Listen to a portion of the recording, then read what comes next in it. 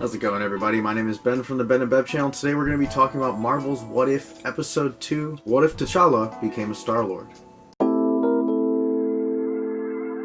The premise of the episode is the Star-Lord story where Yondu shows up on Earth to pick up Ego's offspring. He actually fails in his mission because he sends his minions to go do it rather than himself, which is a really interesting twist because they pick up the crazy power sources coming off of Wakanda. So when they start touching on there, we see T'Challa as a young boy, tired of being in the kingdom life, wanting to see something beyond Wakanda. So he wanders out into a field. T'Challa gets picked up instead of Peter Quill. He's taken into the ship. He says he wants to explore the world, and Yondu says, why have one world when you can have many? And then we get our segue into this interesting hodgepodge cast of some of the Guardians of the Galaxy 1 and 2 side characters, including Yondu, Kraglin, Taserface, Jimon Hounson's character. I'm always going blank on his name. It is actually him returning as the voice actor. He's kind of a goofy T'Challa fan, if that makes sense.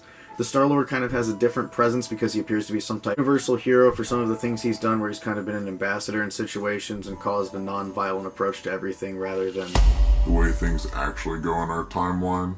It's really interesting because a lot of these characters behave very differently around him, and things are a lot more peaceful in his time, minus a couple characters. So yeah, the premise is really unique for this week's episode, and it has a really interesting take, and it's really great to hear Chadwick Boseman's voice again, but I will say the voice acting doesn't really match the lips of the characters a lot of the time throughout this episode, particularly with some of the side characters that aren't on the screen as much. Josh Brolin back as Thanos in this episode, and the way he is portrayed in this alternate future is very interesting and quite funny, especially with like the genocide jokes. It almost reads like T'Challa's Star-Lord and all of his anti-hero and villain now converted followers. It's really interesting.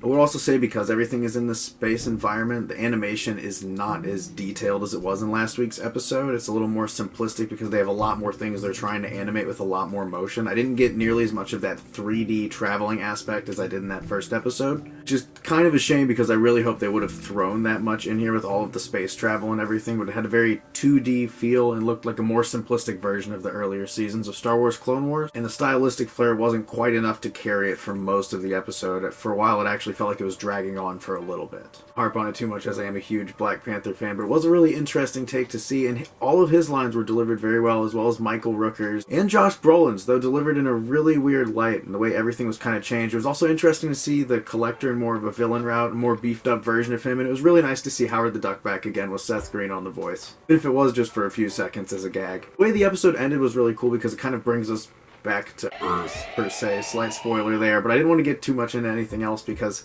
interesting way they take this. I like that it actually goes another leap and bound. It doesn't just follow the original plot of the Star-Lord story from the first Guardians movie. That first episode did that a lot with the Peggy Carter story. It seemed very similar to the first Captain America, and it didn't stray too much from the original story, where this one is like a completely different branch, and the whole galaxy seems different because of this one small, unique difference. Definitely looking forward to next week's episode. Looking for some interesting animation style changes as well, because it seems it's a little bit different quality and consistency each week. See you guys next time. Ben and Bev, out.